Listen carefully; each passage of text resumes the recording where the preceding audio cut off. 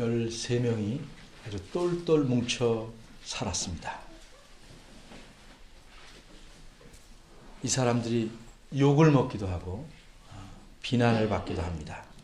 때론 굶기도 하고 죽을 뻔도 하였습니다. 이 중 한 분은 선생님이고 나머지는 그분을 따르는 제자들입니다. 이 선생님은 병든 자들도 고치시고 벙어리도, 중풍든 자도, 문둥병자도, 귀신 들린 자도 고쳐주시고 심지어 죽은 자도 살리셨습니다. 많은 사람들이 모여들었습니다.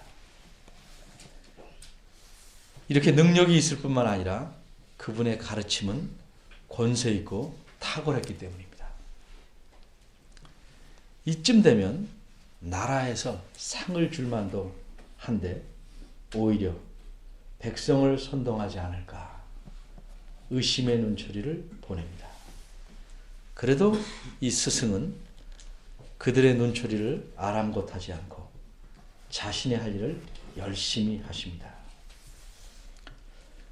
권력에 아부하지 않고 권력에 추파를 던지지도 않았습니다. 오히려 권력을 가진 자들을 그들의 잘못을 질책하고 백성들을 잘못 인도하고 율법을 그릇되게 가르쳐온 전통을 고치셨습니다. 그래서 제자들은 힘들게 살지만 신났습니다.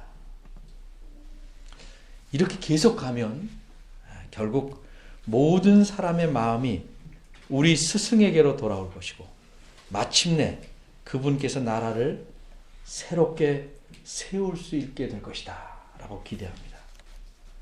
사람들이 우리 스승을 왕으로 추대할 것이라고 생각합니다. 그렇게만 되면 자신들도 높은 자리 하나씩 얻을 수 있을 것이라 기대했습니다. 그래서 이들은 자기들 중에 누가 더 높은 자리를 얻을까에 관심을 두고 다투다가 스승에게 책망을 받기도 합니다. 이런 기대가 책망으로 쉽게 사그러들 리 없었습니다. 그런데 언젠가부터 스승은 제자들이 듣기에 아주 거북하고 이상한 말씀을 하기 시작합니다. 제자들은 서울로 가기만 하면 정권을 잡을 수 있다고 생각하는데 스승은 서울로 가는 것은 죽으러 가는 것이라고 말씀합니다. 이 말을 들으면 제자들은 정말 답답해서 죽을 것 같습니다. 그래서 하루는 성질 급한 한 제자가 그러지 마시라. 죽지 마시라. 우리가 누굴 기대하고 사는데 죽으려고 하시는가? 라고 충고했다가 아주 호되게 야단을 맞았습니다. 우리 제자들의 입장에서 보면 말이 씨가 된다고 할 수 있지만 좀 신앙적 표현을 쓰자면 하나님의 작정하심에 따라 우리 스승은 과연 서울에 가시자마자 그 주간에 잡혀서 죽고 맙니다. 그런데 우리는 그분이 군인들과 권세 가진 자들의 부하들에게 붙잡히는 그 동산에서 이미 힘없이 뿔뿔이 흩어지고 말았습니다. 스승께서 돌아가시기 전에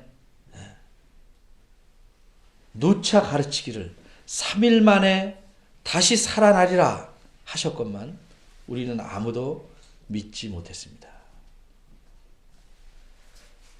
그분께서 죽고 난 뒤에 몇 명이 주님을 다시 만났습니다.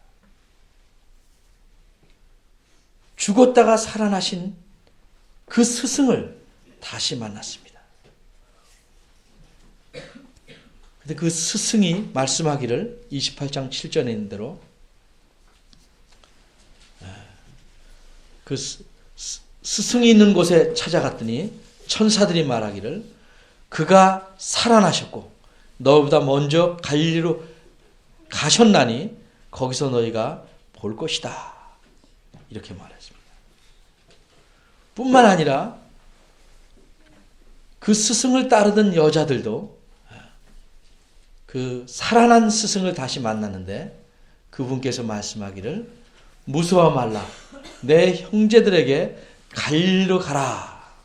거기서 나를 보리라 하셨다고 10절에 기록되어 있습니다. 이 말을 들은 제자들은 그 말씀대로 다시 갈릴리로 가서 그곳의 한 산으로 모였습니다. 그게 오늘 28장 16절의 말씀입니다. 이번에 모인 사람은 그분을 배반하고 팔아먹은 한 명을 뺀 11명이었습니다. 그 산에서 이미 와 계시던 우리의 스승 예수를 만나뵙니다. 그리고 그분께 경배할 수밖에 없습니다. 전에도 조금은 짐작했지만 이제 확연히 드러나는 것은 이분은 단순히 사람이 아니고 정말 그분이 말씀한 대로 하나님의 아들. 그래서 그분도 역시 하나님이신 분이구나. 나는 사실을 인정하지 않을 수밖에 없었습니다. 그래서 그분을 배웠고 그분 앞에 무릎을 꿇고 경배합니다. 그런데 제자들 중에 어떤 자들은 너무 혼돈스러웠습니다. 이제껏 3년 동안 함께했던 그분, 우리처럼 먹고 자고 또 우리처럼 똑같이 모든 생리적인 활동을 하신 그분이 죽었다가 살아나는데 사람으로서는 도저히 그럴 수 없는 이분 앞에 어떻게 태도를 취해야 될지를 상당히 어정쩡하고 주저하는 모습을 보였습니다. 이것이 17절에 있는 의심하는 자도 있더라 하는 말입니다. 그분을 불신했다는 뜻이 아니고 그분이 정말 우리가 전에 따르던 스승이었는가? 눈으로 뻔히 봐도 쉽게 믿어지지 않는, 그래서 그분에 대한 확실한 태도를 쉽게 보일 수 없었던, 주저하던 그런 자들도 처음에는 있었다는 사실을 17절은 말합니다. 이 11 제자 앞에 스승이신 예수님께서 나와서 이런 말씀을 하십니다. 하늘과 땅의 모든 권세를 내게 주셨다. 이것이 무슨 말씀입니까? 하늘과 땅의 모든 권세를 내게 주셨다. 누가 주셨는가? 이걸 볼펜이라고 가정을 하고, 이 볼펜은 많이 사용된다 이렇게 말하면 누가 사용하는 것입니까? 개입니까? 새입니까? 소입니까? 당연히 볼펜을 쓸 수 있는 사람이 사용합니다. 그러니까 당연한 말은 표현하지 않아도 알아듣는 것입니다. 모든 권세, 하늘과 땅의 모든 권세를 주셨다. 누가 주셨는가? 하나님 아버지께서 주셨다는 것입니다. 하나님 아버지께서 내게 하나님의 아들이신 예수님께 하늘과 땅의 모든 권세를 주셨다. 이것이 어떤 권세일까? 이미 이런 일이 있을지를 오래전에 이 예수님이 이 땅에 오시기 수백 년 전에 이 일이 있을 것을 내다본, 환상으로 본 사람이 있었습니다. 그 사람은 여러분이 이름을 들어 잘 알고 있는 다니엘입니다. 다니엘이 하나님께서 보여주는 장래일을 보게 됐는데 어떤 분이 구름을 타고 오셔서 옛적부터 항상 계신 자 앞으로 인도되었습니다. 옛적부터 항상 계신 분, 영원히 계신 분, 그분 성부 하나님 아버지를 가리키는 표현입니다. 그분 앞에 인도되자 이 구름을 타고 오신 이에게 그 하나님께서, 성부 하나님께서 권세와 영광과 나라와 모든 백성을 주셔서 그를 섬기게 하신 장면을 보았습니다. 이게 다니엘 7장 13절 14절에 나오는 장면입니다. 이 말은 무슨 말입니까? 장차 하나님께서 예수 그리스도에게 모든 것을 다스리는 왕의 권세를 주신다. 하늘과 땅의 모든 권세, 온 우주의 왕으로 삼으실 것을 미리 보여준 장면입니다.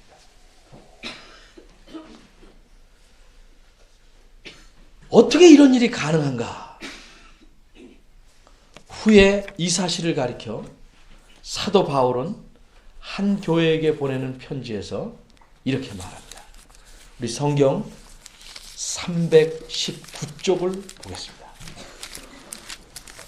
빌립보 교회에 보내는 편지에서 사도 바울은 이렇게 말합니다.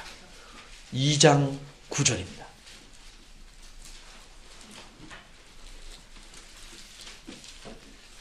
뭐라고 말씀했냐면 319쪽 2장 9절. 이러므로 하나님이 그를 지극히 높여 모든 이름 위에 뛰어난 이름을 주사 하늘에 있는 자들과 땅에 있는 자들과 땅 아래에 있는 자들로 모든 무릎을 예수의 이름에 꿇게 하시고 모든 입으로 예수 그리스도를 주라 신하여 하나님 아버지께 영광을 돌리게 하셨느니라. 여기서 분명히 드러나는 것은 하나님께서 예수님을 하늘과 땅 아래 모든 온 세계의 왕으로 세우시고 그를 주님으로 그분을 왕으로 경배하는 것을 통해서 하나님 자신이 영광을 받게 정해놓으셨다는 것이죠.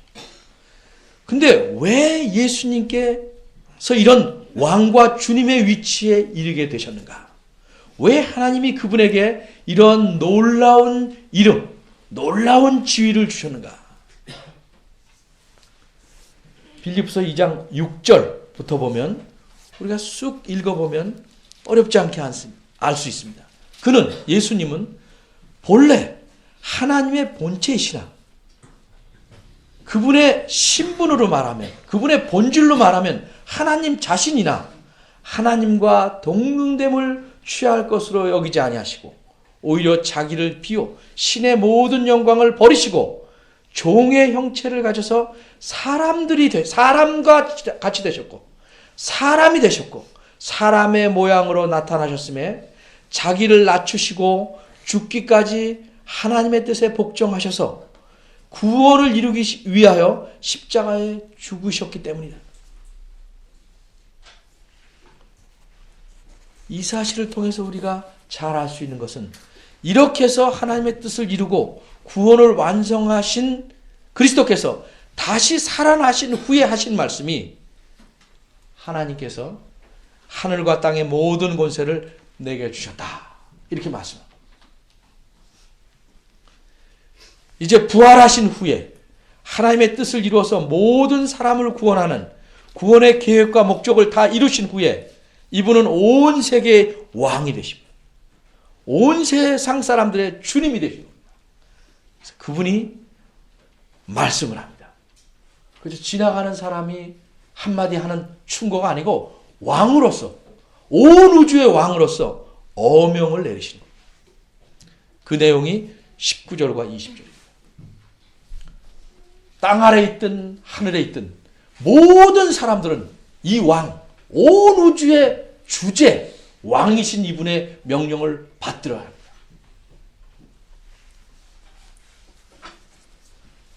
근데 이분께서 특별히 제자, 3년 동안 동고동락했던 그 제자들에게 특별한 명령을 주셨습니다. 19절에서 보면 너희는 가서 모든 족속으로 제사를 삼아 세례를 주고 분부한 모든 것을 가르쳐 지키게 하라. 이렇게 해서 여러 가지가 나오니까 우리말에서는 이 네 가지가 다 동등한 명령인 것처럼 생각할 수 있습니다. 우리말에서 풀어 설명하기 때문에 이렇게 쭉 벌려놓은 것입니다. 근데 우선 이 11 제자가 이 말씀을 듣고 나중에 어떻게 합니까? 이 말씀을 듣고 그 말씀대로 행해서 그 결실로 만들어진 게 뭐냐 하면 교회입니다. 교회. 그래서 이 11제자, 사도를 가리켜 이 성경 뒤에서는 교회의 터다 이렇게 말합니다. 그러니까 이 11사도에게 말씀하신 것은 앞으로 이 사도들을 통해서 세워질 교회가 어떤 일을 해야 되는가, 어떤 목적을 가지고 존재해야 하는가를 말씀하는 것입니다. 이제 사도는 이 땅에서 할 일을 마치고 주님 앞으로 갔습니다. 그 사도의 가르침 위에서 교회가 서서 지속돼 갑니다. 세상 끝날까지 갈 것입니다. 그러나 이 교회는 항상 온 우주의 왕이신 이분의 명령 위에서만 존재하는 것이고, 그래야만 교회로서의 할 일과 사명을 다하는 것입니다. 이름만 교회로 붙여서 교회가 되는 것 아닙니다.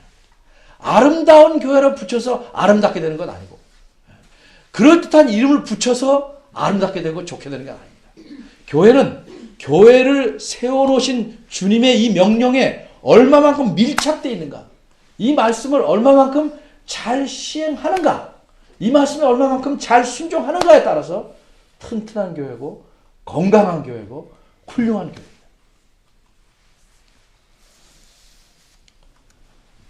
처음 교회에 오는 사람은 분위기에 따라 교회를 선택할 수 있습니다. 근데 오랜 세월을 믿고 교회에 오는 사람들이 분위기를 따라서 교회를 결정하는 것은 교회가 뭔지를 모르거나 알면서도 자기의 고집을 부리는 것입니다. 아주 쉽게 이야기해서 여러분이 자녀를 학교에 보냅니다. 여러 가지 볼 수 있지만 가장 중요하게 보는 건 무엇입니까? 선생님들이 실력이 있어서 잘 가르치는가, 잘 공부할 분위기가 되는가, 이걸 보는 거죠. 가서 수도는 몇 개나 설치되어 있는가, 특활 시간에는 간식을 주는가, 선생님들이 잘 생겼는가, 가정 방문은 1년에 자주 하는가, 이런 외적인 걸 보지 않습니다. 같이 공부하는 학생들이 잘 생겼는가, 이런 거 별로 신경 안 씁니다.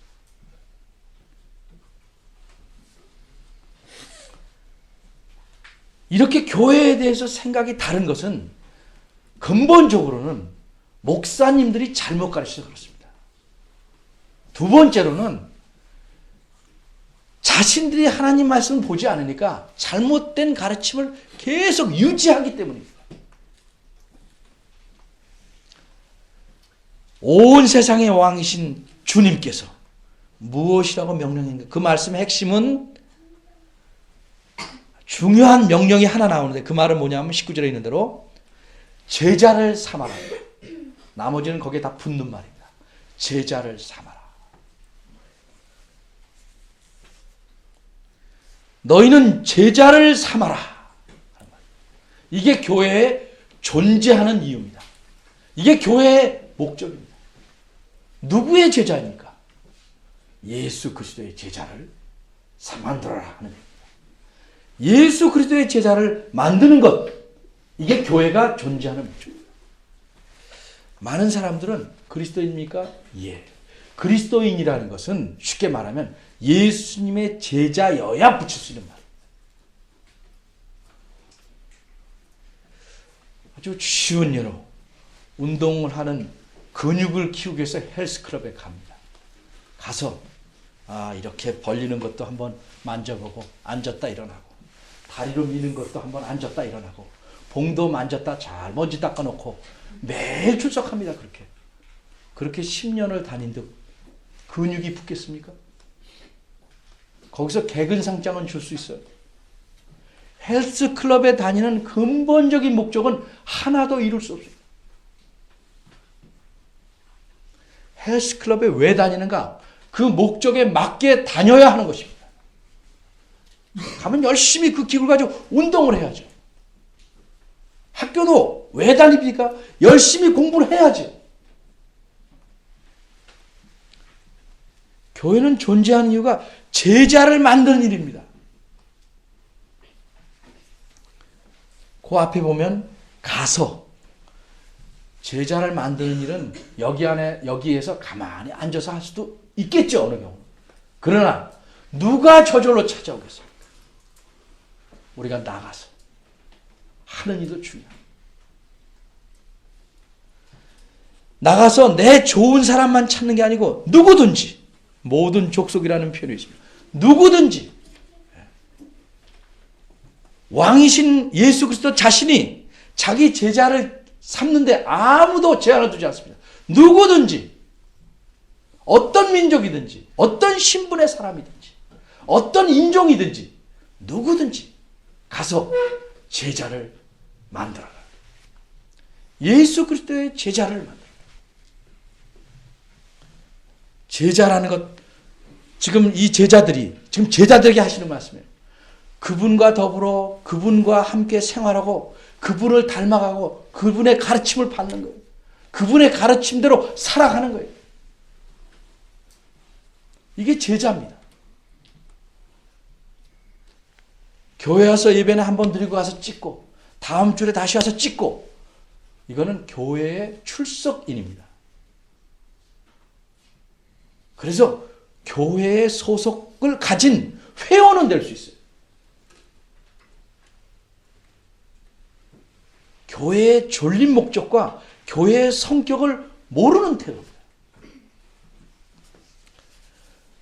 근데 이렇게 제자를 삼아라 꾸며주는 말이 뭐뭐하면서, 이게 두 가지입니다. 하나는 세례를 주면서, 그 다음에는 가르치면서.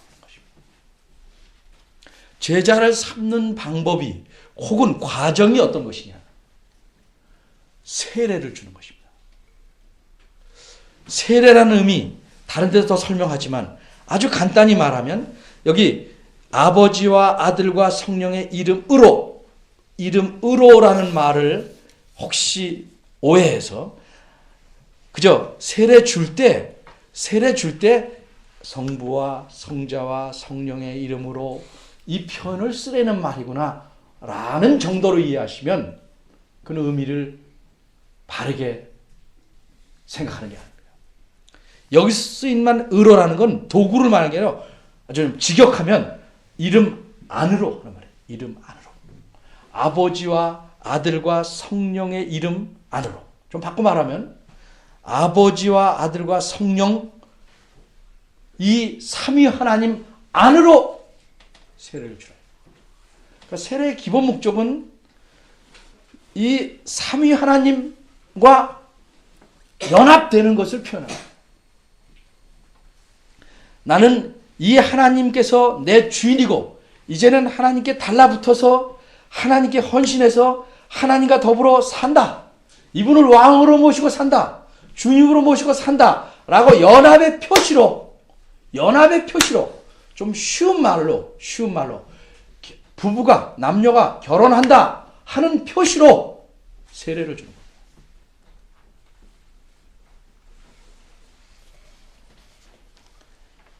하나됨과 헌신의 표시로서 세례를 주는 겁니다. 근데 교회가 마구잡이로 세례를 주거나 세례 받은 사람도 그저 그게 무슨 회원권을 하나 얻는 것처럼, 무슨 어디 들어가는 티켓을 하나 얻는 것처럼 생각해서 가볍게 받아들입니다. 세례의 의미도 모르는 것이고 그 세례가 그 사람에게 무슨 의미가 있겠습니까?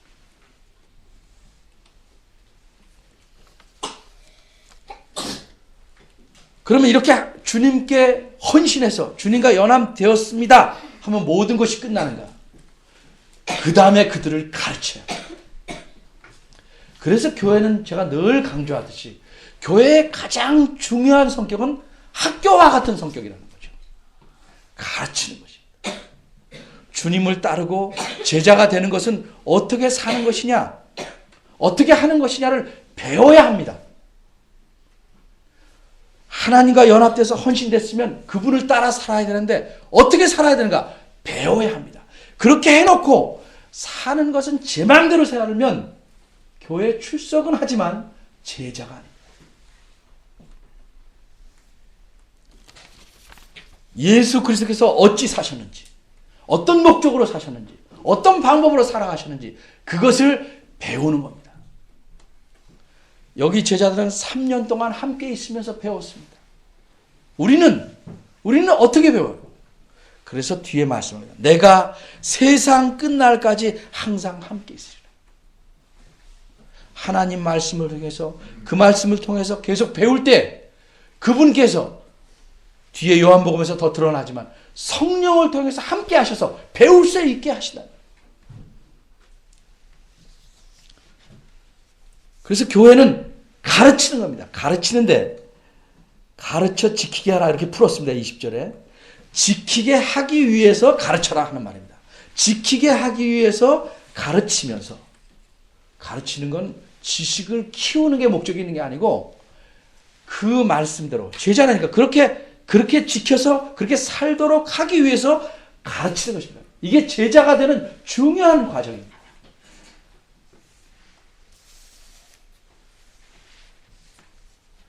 무엇을 가르치는가? 내가 너에게 분부한 모든 것. 예수님께서 사람들에게 가르친 핵심적인 내용이 뭐냐면 구약 성경을 갖고 가르치는 거예요. 신약은 이 가르침의 내용을 잘 해설해 놓은 것입니다. 그러니까 우리 입장에서 보면 이 성경 전체가 예수님이 분부하고 명령하고 가르친 모든 것을 담고 있는 것입니다. 교회는 사람들로 하여금 예수님의 제자를 만드는 것인데 예수님께 헌신하겠다 하면 세례를 주는 것이고 그 사람들을 계속 하나님 말씀으로 가르치는 거예요. 그래서 하나님 말씀을 잘 배우고 부지런히 배워서 익혀서 그 말씀대로 행하고 제자가 되겠다는 생각이 없는 사람은 왕의 명령을 어기는 사람.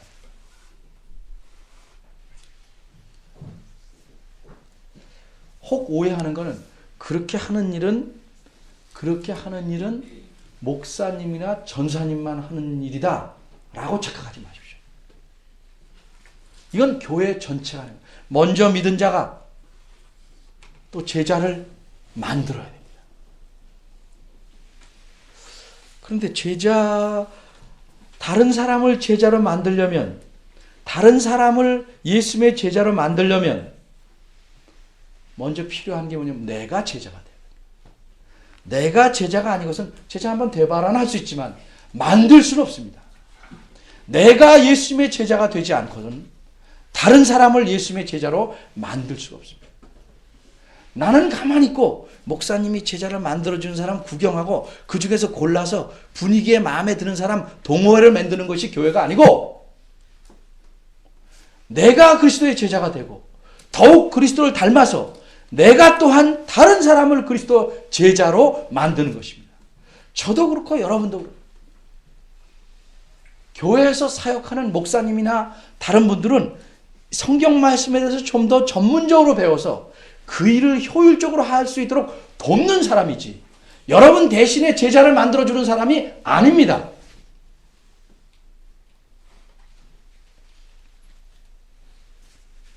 생각을 바꾸셔야 됩니다. 예수님 믿는다는 것은 내가 제자가 되는 것이다. 그리고 교회가 있다는 것은 교회로 산다는 것은 제자를 만드는 것이다.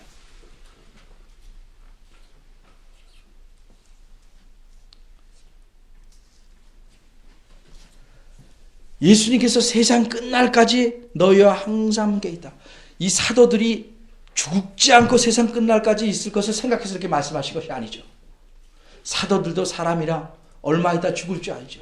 그런데 왜 세상 끝날까지 함께 항상 있겠다고 말씀하십니까? 이 사도들을 통해서 예수님이 전달하고자 하는 그것, 교회를 세워서 가르치고자 하는 그것은 계속 세상 끝날까지 되어야 됩니다. 이 일을 계속 감독하시고 이 일을 계속 유지하시고 힘을 주시고 격려하시기 위해서 자신이 늘 함께 계시겠다 이렇게 말씀한 겁니다.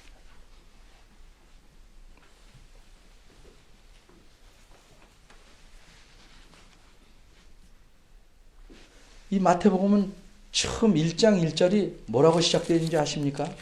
1장 1절에 보면 아브라함과 다윗의 자손 예수 그리스도의 세계라. 우리말은 이렇게 아브라함이 먼저 있던 사람이라 이렇게 쓰기 시작합니다.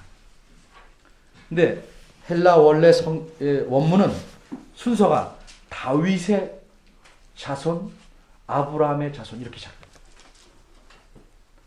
처음부터 강조하는 게 뭐냐면 이 예수님은 장차 오리라고 한 다윗의 후손이다. 구약에 보면 죽은 다윗이 다시 살아난다는 말이 아니고 이 다윗과 같은 존재가 왕이 다시 올 것이다.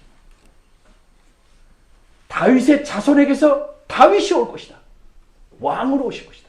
근데 이 왕은 어떤 일을 하는가? 아브라함에게 약속한 후손의 일을 한다. 그래서 둘을 묶은 겁니다. 이 땅에 왕으로 오셨다. 이걸 오해하니까 그 말을 잘 이해 못하니까 헤롯은 나 말고 누가 또 왕이야? 그래서 죽이려고. 결국 이분은 어떻게 왕이 되셨습니까?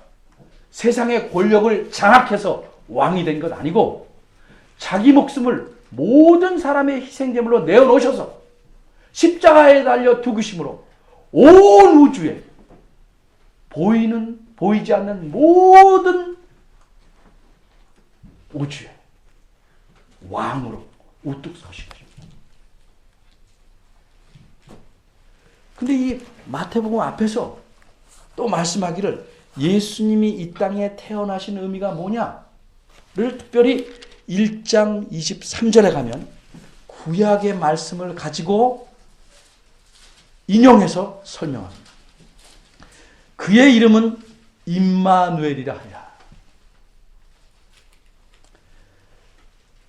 그걸 번역하면 하나님이 우리와 함께 하시는 것이다. 이렇게 설명했어요. 예수님이 이 땅에 오신 것은 왕으로 오셨지만 동시에 단지 사람이 왕이 되는 게 아니고 하나님이신 그분께서 이 땅에 오신 것이다. 하나님이신 그분께서 이 땅에 오셔서 함께 계신 것이다. 그러면 그분이 죽고 살아나셔서 하늘로 가시면 그 하나님이신 동시에 참 사람이신 그 예수 그리스도는 이제 더 이상 함께하지 않는 것인가? 오늘 28장 20절에서 앞에서 말한 장면이 다시 다 나옵니다. 18절에는 모든 1장 1절에서 말한 모든 권세를 가진 하늘과 땅의 모든 권세를 가진 왕으로서 말씀합니다. 그리고 뭐라고 말씀합니까? 임마누엘 하나님으로서 세상 끝날까지 너희와 함께 있겠다 하는 약속을 주십니다. 그분은 이 땅에 오심으로 자기 백성들과 함께 하셨으며 이제는 끝난 게 아니고 세상 끝날까지 함께 하신다. 자기가 맡기신 일을 계속 하라고 교회를 세우십니다. 교회에 속한 우리가 교회입니다. 늘 강조하죠. 우리는 이 사명을 받들어서 행하는 것입니다. 그래서 교회는 예수님을 참으로 믿고 그분에게 헌신하겠다고 정말 마음에 다짐한 사람에게 세례를 주는 것이고 거기서 끝나는 것이 아니고 예수님께서 분부한 모든 것을 지킬 수 있도록 가르치는 것입니다.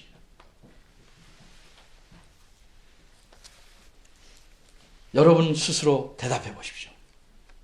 나는 그리스도인가? 그렇다면 나는 정말 예수님의 제자인가? 아니면 나는 그저 교회 출석자인가?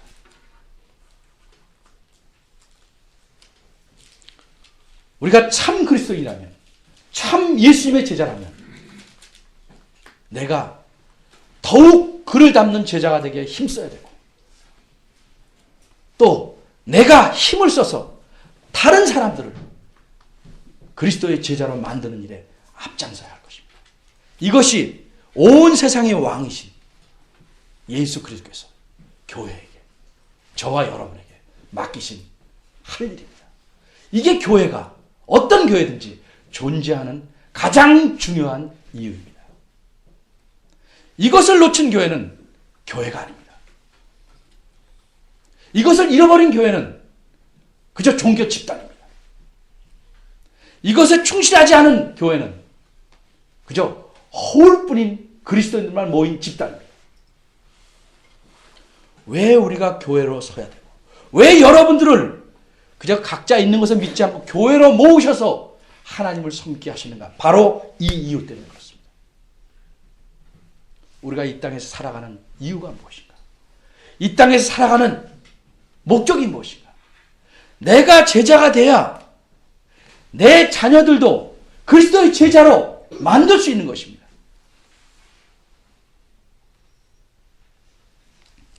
제자를 만드는 참된 교회로 우리가 우뚝 서기 위해서 힘을 써야 할 것입니다.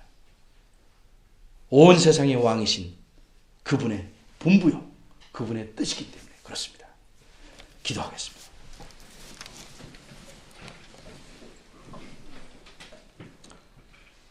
하나님, 우리의 모든 생각을 하나님의 말씀에 굴복해 하시고 우리의 판단과 우리의 사고와 관습과 전통까지도 하나님 말씀의 기준 아래에 둘 줄 아는 참된 제자가 되게 하시옵소서. 우리를 택하셔서 믿음이라는 귀한 선물을 주시고 교회로 불러 모으셨는데 저희가 참으로 교회의 사명을, 존재의 목적을 잘 이루는 교회 되게 도와주시옵소서. 내가 원하는 교회가 아니고 그리스도께서 요구하는 교회로 만들어갈 줄 아는 지혜롭고 성실한 그리스도의 제자들이 되도록 이끌어 주시기를 바랍니다. 예수님의 이름으로 기도합니다. 아멘.